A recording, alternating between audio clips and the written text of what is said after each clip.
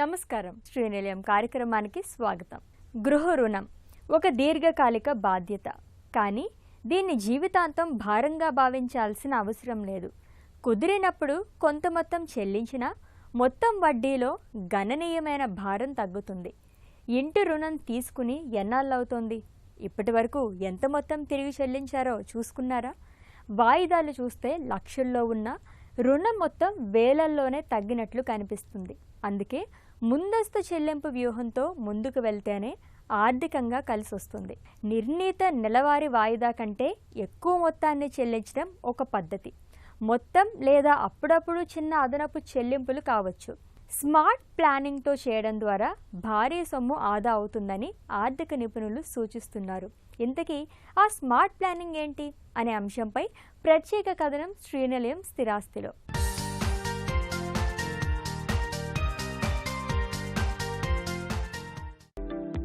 గృహ రుణం తీసుకునే ముందు మీ ప్రస్తుత ఆర్థిక పరిస్థితిని అంచనా వేయడం ముఖ్యం. ప్రధానంగా మీ ఆదాయం, పొదుపు, ఇప్పటికే ఉన్న అప్పులను లెక్కించండి. మీ నెలవారీ నగదు రాకపోకలను గుర్తించండి. మీ ఆర్థిక లక్ష్యాలు, ఖర్చులపై స్పష్టమైన అవగాహనకు రావాలి. వీటన్నింటినీ లెక్కలు వేసుకున్నాకే మీ ఆర్థిక స్తోమతకు అనుగుణంగా ఇంటి కొనుగోలు బడ్జెట్ను నిర్ణయించుకునేందుకు వీలవుతుంది. బ్యాంకులు, ఆర్థిక సంస్థలు ఇంటి రుణ దరఖాస్తును ఆమోదించే ముందు చూసే ముఖ్యమైన విషయం మీ ఆదాయంలో రుణ నిష్పత్తి ఎంత అనేది. ఇది మీ ఆదాయంలో నుంచి రుణాలకు ఎంత మొత్తం చెల్లిస్తున్నారనేది చెబుతుంది. తక్కువ నిష్పత్తి ఉంటే మంచి రుణగ్రహీత అని అర్థం. సాధారణంగా బ్యాంకులు ఆదాయంలో రుణాల నిష్పత్తి 35% కన్నా తక్కువ ఉన్నప్పుడు అప్పు ఇచ్చేందుకు ఆసక్తి చూపిస్తాయి. మీకు ఇతర ఆదాయాలున్నప్పుడు వాటిని తెలియజేయడం ద్వారా రుణం వచ్చే అవకాశాలను మెరుగుపరుచుకోవచ్చు. చాలా మంది గృహ యజమానులు 20 నుంచి 30 ఏళ్ల కాల పరిమితితో హోమ్ లోన్ తీసుకుని నెలకు ఒకసారి ఈఎంఐ చెల్లించేలా ప్రణాళిక చేసుకుంటారు. కానీ అదే మొత్తంతో 2 భాగాలుగా విభజించుకుని 15 రోజులకు ఒకసారి చెల్లించడం ద్వారా ఎన్నో ప్రయోజనాలను పొందవచ్చని ఆర్థిక నిపుణులు పేర్కొంటున్నారు. నెలకొకసారి చెల్లించే ఈఎంఐ ద్వారా ఏడాదికి 12 సార్లు పే చేయాల్సి ఉంటుంది. కానీ 2 వారాలకు ఒకసారి చెల్లించడం ద్వారా ఏడాదికి 26 చెల్లింపులు అవుతాయి. దీని ప్రకారం ఏడాదికి 13 ఈఎంఐలు పూర్తయినట్టు అని వారు వివరిస్తున్నారు. అదనంగా చెల్లించే 13వ ఈఎంఐ నేరుగా అసలు చెల్లింపునకు సులువవుతుందని, ఫలితంగా లోన్ బ్యాలెన్స్ ను వేగంగా తగ్గించుకోవచ్చని, దీనివల్ల పెద్ద ఎత్తున వడ్డీ భారం తగ్గే అవకాశం ఉందని చెబుతున్నారు.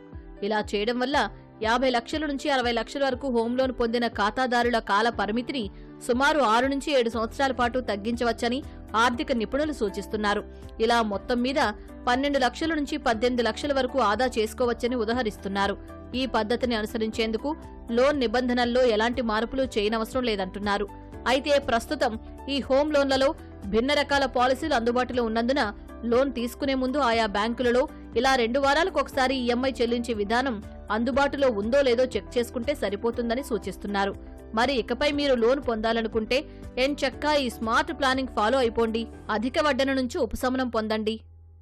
చాలా మంది రుణగ్రహీతలు ముందుగా రుణం తీర్చే బదులుగా పెట్టుబడి పెడితే మంచి లాభాలు వస్తాయి కదా అనే ఆలోచనతో ఉంటారు.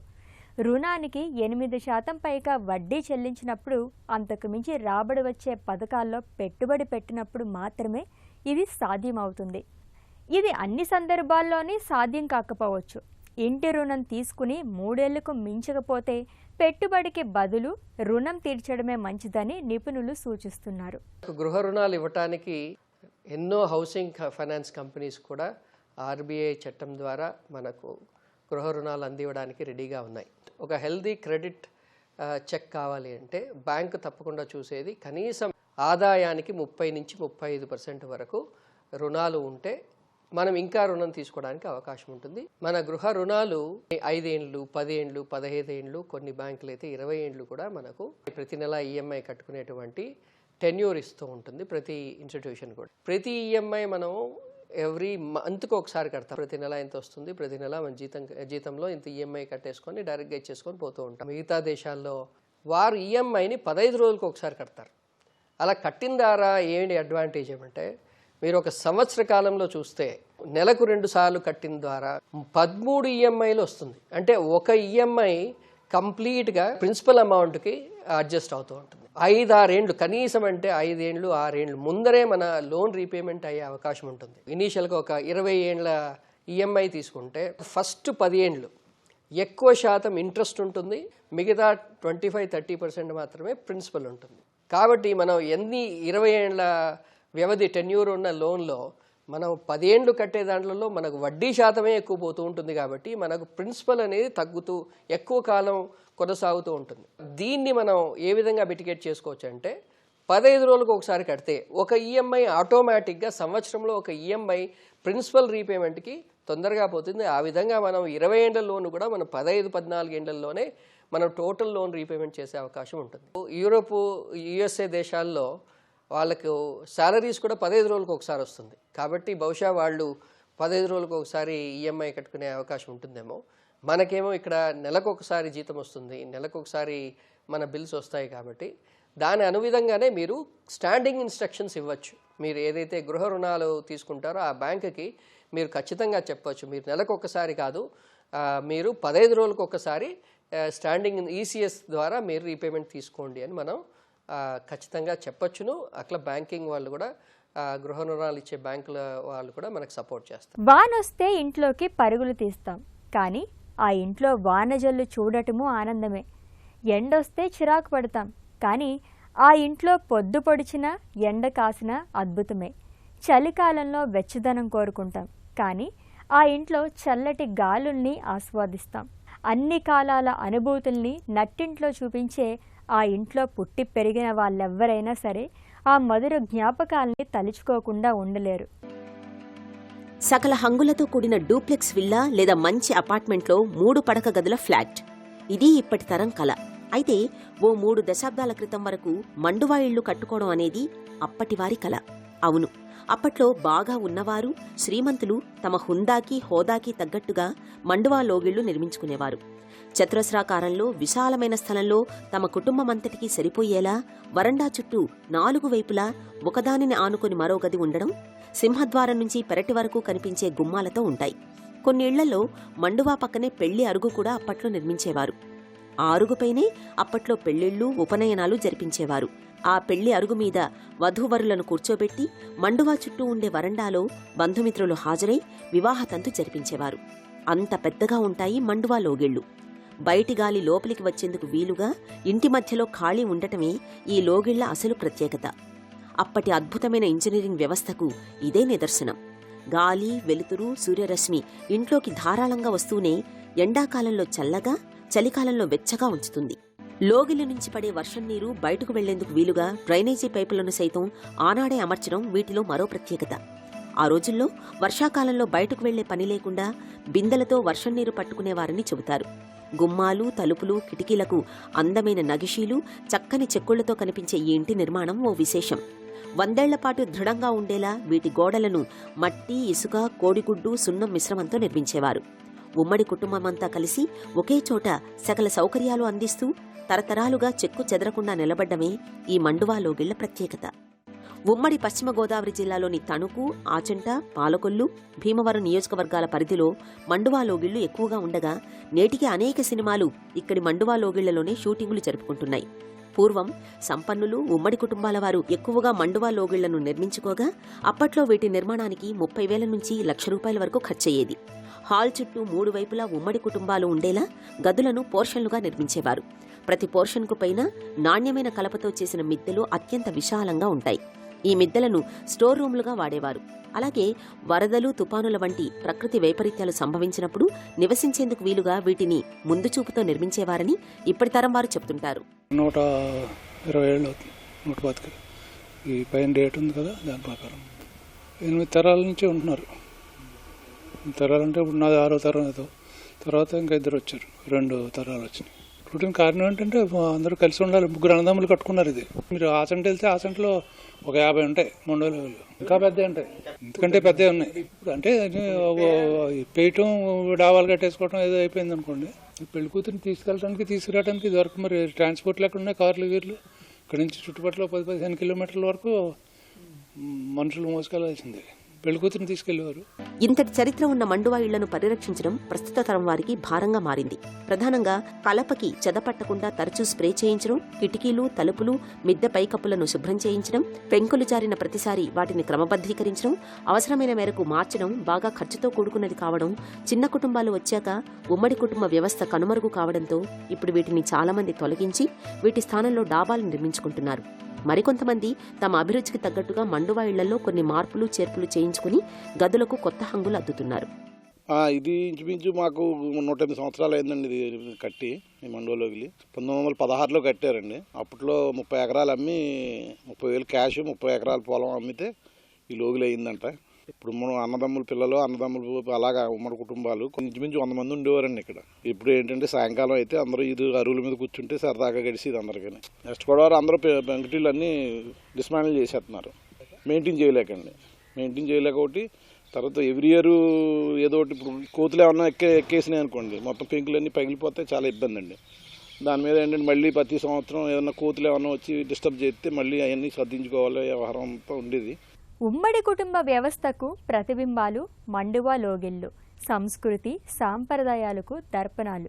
100 ఏళ్లు దాటినా నేటికి చెక్కు చెదరకుండా టీవీగా దర్శనమిస్తూ అలనాటి దర్పాన్ని, హుందాతనాన్ని చాటుతూ ప్రత్యేకంగా నిలుస్తున్నాయి.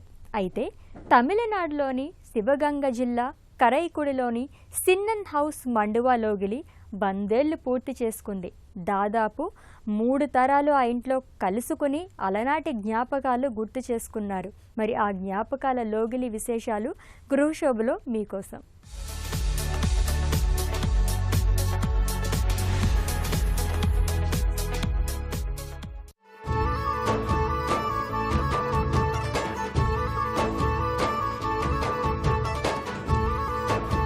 కొత్తగా మెరిసిపోతున్న ఈ ఇల్లు ఇప్పటిది కాదు, దాదాపు 100 ఏళ్ల నాటిది.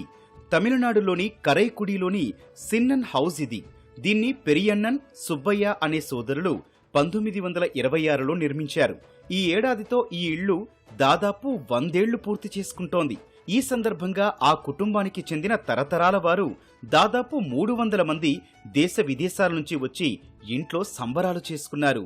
On this day, we are celebrating the 100th year of this house. So it took actually 5 years for this house to be built, and now it's crossing 100 years. And I'm so happy to be a part of this family. And there are more than 50 families here, starting from great grandfathers, fathers, the children. Everybody is having a great time here, and I hope that this would continue for 100 more years and 200 more years for the generations to come, and we will cherish this house and this celebration. Chettinad సంప్రదాయం ఆధారంగా ఈ ఇల్లు నిర్మితమైంది. అతన్ గుడి, Italian tiles, Burmese టేక్వుడ్తో కట్టిన ఈ ఇంట్లో విశాలమైన 30 గదులున్నాయి. ఈ 100 ఏళ్ల వేడుక వల్ల దాదాపు 10 సంవత్సరాల తరువాత తమ కుటుంబ సభ్యులను కలుసుకున్నవారు కూడా ఉన్నారు. I am part of this family because I married the eldest daughter of Sethuraman, Sudaraman. And so we were here 10 years ago when we celebrated the 90th anniversary of this historic house, and we're here now for the 100th year anniversary of this house. So I feel blessed to be here.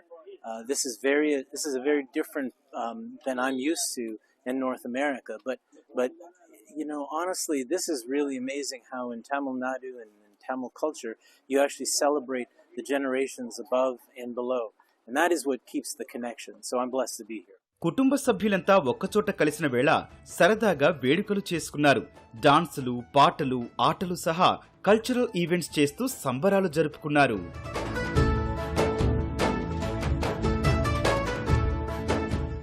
ఆధునిక సౌకర్యాలు, చారిత్రక శైలితో ఉండేలా శ్రద్ధతో కళల లోగిలిని నిర్మించుకునే వారి సంఖ్య అంతకంతకు పెరుగుతోంది. ముఖ్యంగా ప్రత్యేక శ్రద్ధతో అలనాటి మండువా శైలిలో పైకప్పు పెంకులతో, పెంకులను పోలిన రూఫ్ సెటప్తో ఇంట్లో దూలాలు, వాసాలు ఇంటి ముందు భాగంలో వరండాలా ఉండేలా చూసుకుంటున్నారు. అలనాటి నిర్మాణాన్ని తలపించేలా ఆధునిక ఏర్పాట్లతో ప్రతి విషయంలో చారిత్రక నిర్మాణ శైలిని అందిపుచ్చుకుని తమదైన గృహాల నిర్మాణానికి ప్రాధాన్యమిస్తున్నారు. నగరాల్లో పాటు వివిధ జిల్లాల్లో ఇలాంటి భవనాలు ప్రత్యేక ఆకర్షణగా మారుతున్నాయి.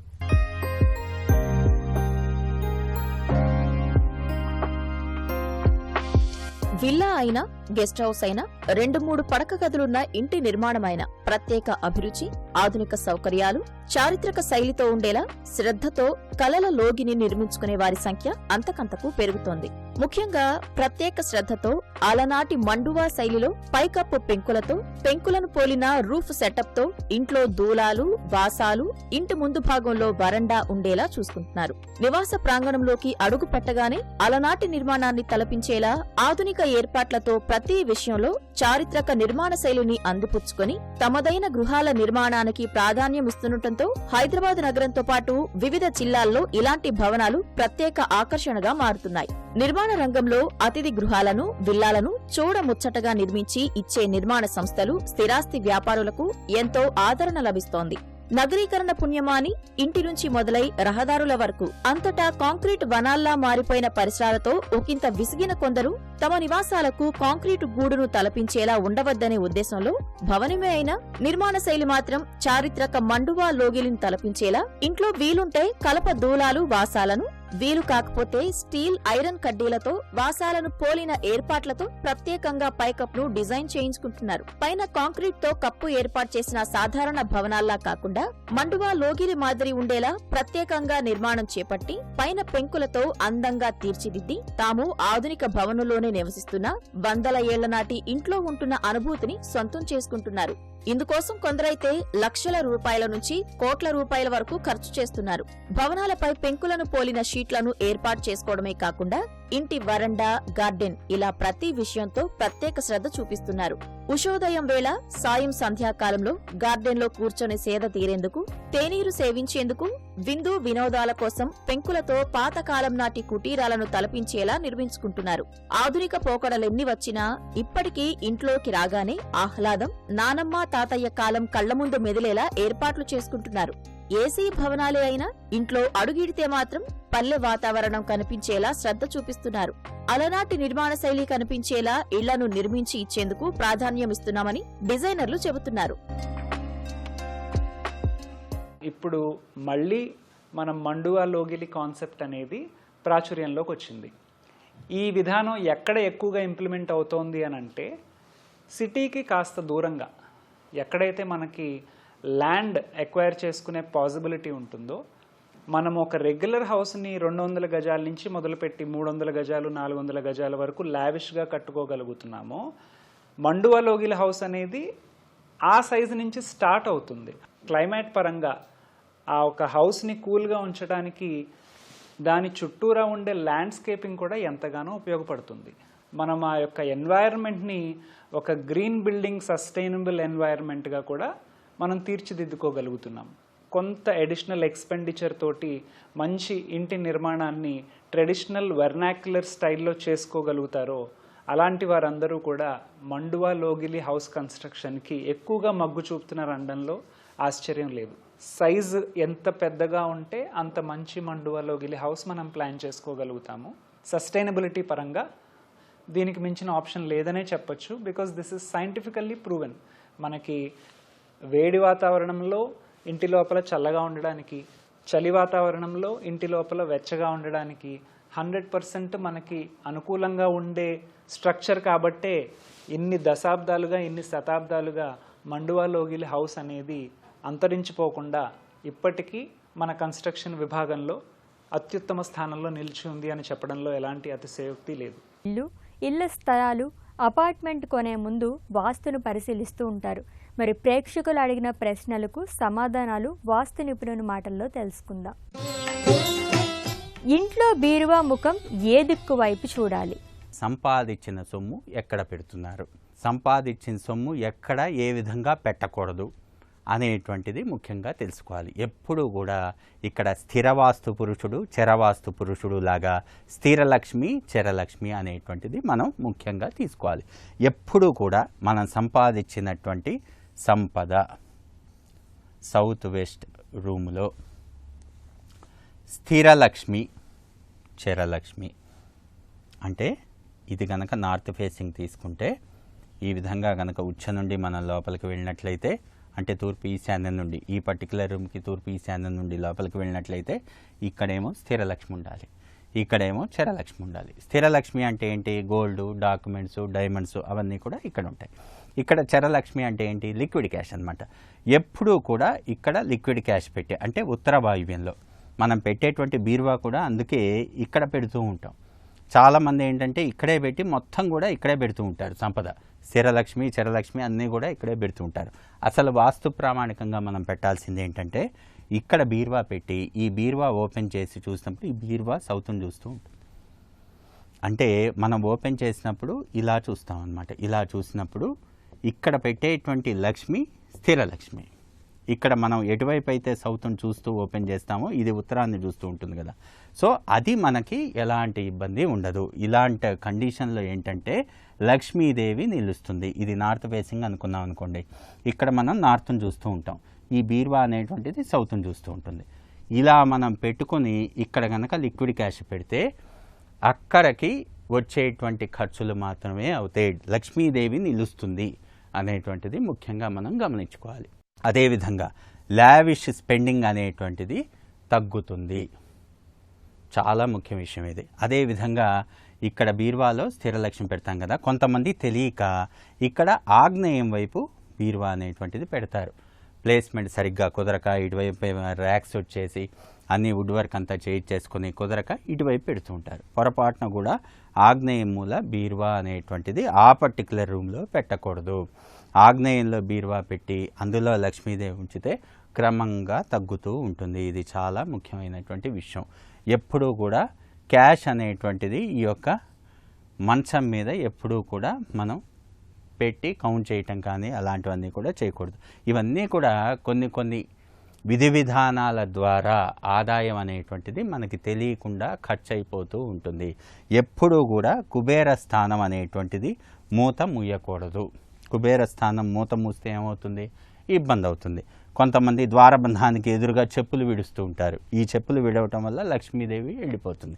ఇవన్నీ కూడా వాస్తురీత్యా ఫాలో అయ్యేటువంటి అన్నీ కూడా మనం ఫాలో అయితే లక్ష్మీదేవి ఆగమనం అనేటువంటిది ఈ ఇంట సిద్ధిస్తుంది. ఆదాయ మార్గాలు వచ్చే విధంగా మాత్రమే మనం ఇంటి లోపల ఉండేటువంటి ఆ యొక్క వస్తువుల అమరిక, పెట్టేటువంటి విధానం, ఉపయోగించుకునేటువంటి విధానం అన్నీ కూడా చాలా జాగ్రత్తగా చూసుకోవాలి. ఇది నేటి శ్రీనిలయం. మరికొన్ని తాజా అంశాలతో వచ్చే వారం మళ్ళీ కలుద్దాం. అంతవరకు సెలవు. నమస్తే.